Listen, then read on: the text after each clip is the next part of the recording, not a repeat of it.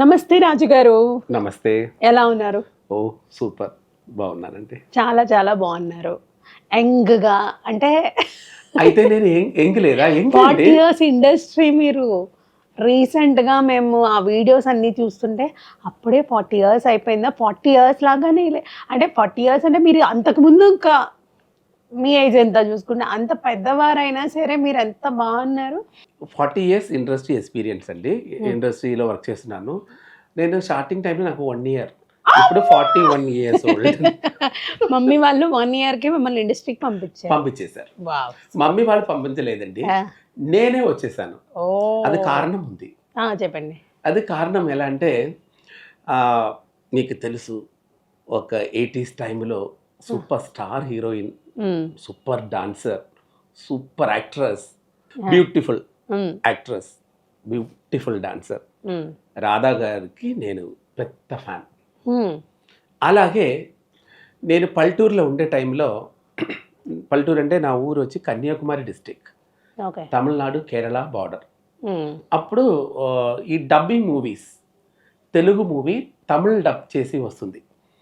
అప్పుడు నేనేం చేస్తానంటే ఎక్కడ ఎక్కడ ఆ మూవీస్ ఆడుతుందో ఆ మూవీ వెళ్ళి చూస్తాను. ఎంత ఏజ్ అప్పుడు? అప్పుడు ఒక 14-15 ఇయర్స్ ఉంటుంది. ఓకే. ఓకే. అప్పుడు ఏం చేస్తానంటే ఎక్కడ ఆడుతుందో అక్కడ వెళ్ళి ఆ సినిమా చూస్తాను. ఆ సినిమాలో హీరోయిన్ వచ్చి రాధా గారు ఉంటారు. హీరో వచ్చి మన మెగాస్టార్ గారు చిరంజీవి గారు ఉంటారు. హ్మ్. అప్పుడు వీళ్ళిద్దరు కాంబినేషన్ అంటే నేను అస్సలు వదలను.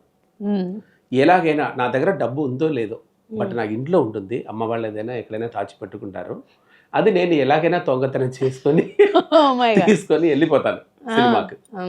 అలా నేను రాధా గారు ఫ్యాన్, చిరంజీవి గారు ఫ్యాన్. చిరంజీవి గారు అంటే నాకు ప్రాణం. మెగాస్టార్. మెగాస్టార్ నాకు చాలా ఇష్టం. అతని డాన్స్, అతని బ్యూటీ చెప్పడం లేదండి. అవును. చాలా ఏం చెప్పాలి నాకు తెలియట్లేదు. అలా నేను ఇండస్ట్రీకి వచ్చాను. అందుకు ముఖ్య కారణం రాధా గారు. రాధా గారు నేను సినిమాలో చూడకపోతే నేను అంటే మీరు ఆవిడని చూడడం వల్ల ఇన్స్పైర్ అయ్యి ఇండస్ట్రీకి రావాలనుకున్నారు అనుకున్నాను. ఓకే. ఫస్ట్ మీరు ఎవరి దగ్గర జాయిన్ అయ్యారు ఇండస్ట్రీకి రాగానే? చాలా మంది ఆర్టిస్టులతో ఇప్పుడు అప్పుడు ఎలా అంటే పర్మనెంట్గా ఉండడం కుదరదండి ఎవరి దగ్గర. ఇప్పుడు ఒక 10 డేస్ వాళ్ళ దగ్గర, 10 డేస్ వీళ్ళ దగ్గర, 1 మంత్ వీళ్ళ దగ్గర, ఓకే. అలానే వర్క్ చేయొచ్చు. ఇప్పుడు మీకు వాళ్ళకి నచ్చలేదంటే వాళ్ళు వద్దంటారు, మనం వేరే వాళ్ళని చూడాలి. అలా అప్పుడు నేను వర్క్ చేసినప్పుడు నేను కోడైమழை విద్య అని ఒక ఆర్టిస్ట్ ఉన్నారు తమిళ్లో, సిల్క్ స్మిత గారు, రూబిణి గారు, అలా చాలా మందితో స్టార్టింగ్ లో నేను వర్క్ చేశాను. సిల్క్ స్మిత గారు తెలుగులో అందరికీ బాగా పరిచయం.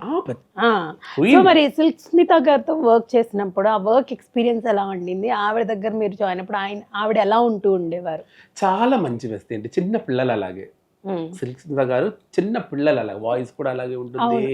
వాళ్ళు ఏం చెప్తారు, వాళ్ళు హ్యాబిట్స్ అన్నీ వచ్చి చిన్న పిల్లలు అలాగే ఉంటుందండి.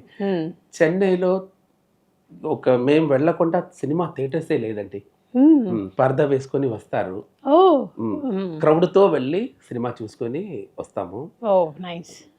చాలా మంచి మెమరీస్ ఉంది. తర్వాత మేడం ఇప్పుడు లేదు, అది చాలా బాధగా ఉంది. థింక్ చేస్తేనే చాలా బాధగా ఉంటుంది. రమేష్ ఇక్కడ ఉన్నారు, silk madam hair dresser, Hyderabad లో, ఇంతకుముందు చెన్నైలో ఉంటారు, హైదరాబాద్ లో ఉన్నారు. ఎప్పుడు నేను రమేష్ మీట్ చేస్తే మేడం గురించి డిస్కషన్ అప్పుడప్పుడు చేస్తూ ఉంటారు. లాస్ట్ డేస్ లో మీరు వెళ్ళాను. ఒక 15 డేస్ ముందు నేను వాణి విశ్వనాథ్ గారు కజిన్ చెల్లెలు ఉంది, చెల్లెలు నేను ఆ స్ట్రీట్ లో ఎప్పుడు వాకింగ్ వెళ్తాము. అప్పుడు ఒకసారి ఇంటికి పోతే ఇలా పడుకున్నారు. ఇలా పడుకుంటే ఏంటి అక్క అని అడిగాను. ఒంట్లో బాగాలేదురా అని చెప్పారు, అంతే. వేరే నేను ఎక్కువ ఏం మాట్లాడలేదు. అలా వచ్చేసాం. వాళ్ళ చుట్టూ వాళ్ళందరూ ఉన్నారు, కజిన్స్ అందరూ అక్కడే కూర్చున్నారు, ఇలా పడుకున్నారు. ఏం జరిగిందంటారు అప్పుడు? అంటే మీకు తెలుస్తుంది కదా, మీరు డైరెక్ట్ గా వెళ్ళినప్పుడు అక్కడ ఫ్యామిలీ డిస్కషన్స్ అవి లేదండి, మా ముందు ఏం చెయ్యరు వాళ్ళు డిస్కషన్. ఇప్పుడు ఎవరెవరో ఇంటర్వ్యూ ఇచ్చి ఏదేదో చెప్తున్నారు, అదన్నీ నాకు లేదు. బట్ మన ముందు వాళ్ళు అలాంటి డిస్కషన్స్ అలా ఏమి ఉండదండి. ఇప్పుడు మేము స్టాఫ్ ఏం చేస్తామంటే వెళ్తాము. షూటింగ్ ఉంటే మేకప్ రూమ్లో నుంచి థింగ్స్ అన్నీ తీసుకొని కారు, లొకేషన్, మళ్ళీ వాపస్ ఇల్లు, మేకప్ రూమ్లో అన్ని పెట్టేసి గుడ్ నైట్ చెప్పేసి ఓకే. మార్నింగ్ నుంచి ఆవిడ షూట్ అయ్యే వరకు కేర్ తీసుకుంటారు ఆవిడ మీద. అవును. ఎక్కడైనా బయట పబ్లిక్లో థియేటర్ కానీ ఎక్కడైనా వెళ్ళాలంటే పిలుస్తారు.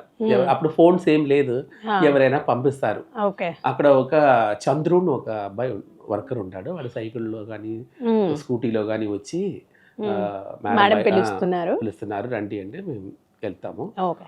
థియేటర్స్కి వెళ్తాము. చంద్రభవన్ ఒక హోటల్ ఉంది, ఓకే. అక్కడ కూర్చొని ఇడ్లీ వడ తీసుకొచ్చి ఇస్తే తింటారు. అవును, చాలా మంచి. వాళ్ళ ఇంట్లో కుక్క పిల్లలు ఉంటుంది, ఒక 10 దాకా ఉంటుంది. వాళ్ళ ఇంట్లో వాళ్ళకి కూడా సిల్క్ మేడం దగ్గర అంత స్నేహం ఉందో ఏమో తెలియదు. బట్ ఆ కుక్క పిల్లలు మొత్తం షూటింగ్ నుంచి వచ్చి కారు దిగితే అన్నీ వచ్చి కాల్లో నుంచి పైన దాకా ప్రేమ చూపించి ఉంటుంది. చాలా అదని పెద్ద ఇండస్ట్రీకి ఒక లాస్ అండి. ఒక లాస్ అంతే. అప్పట్లో గ్లామర్ క్వీన్ కదా మరి. ఎవరితో ఎక్కువ మాట్లాడరు, ఎవరు వస్తే కూడా అంతే ఇలాగనే కూర్చుంటారు. మనం ఏం చేయలేం, అంటే కొందరిని కోల్పోతాం. ఆ మెమరీస్ అన్నీ అలా ఉండిపోతాయి ప్రతి ఒక్కరికి. ఆవిడని అభిమానించే అభిమానులకు కావచ్చు, ఇండస్ట్రీకి కావచ్చు. ఆవిడ చేసిన సినిమాలు అవన్నీ చూస్తూ ఉంటే మళ్ళీ ఆవిడ గుర్తొస్తూ ఉంటారు. ఆవిడ మెమరీస్ ఉంటాయి కాబట్టి ఆవిడ ఎప్పుడు మనతో ఉన్నట్టుగానే ఉంటుంది.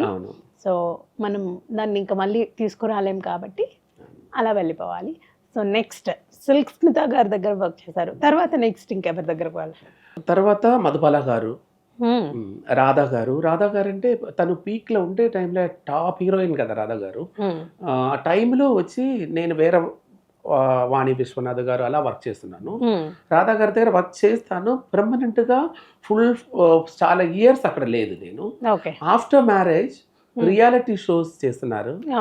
12 years నుంచి మొత్తం నేనే హ్యాండిల్ చేస్తున్నాను.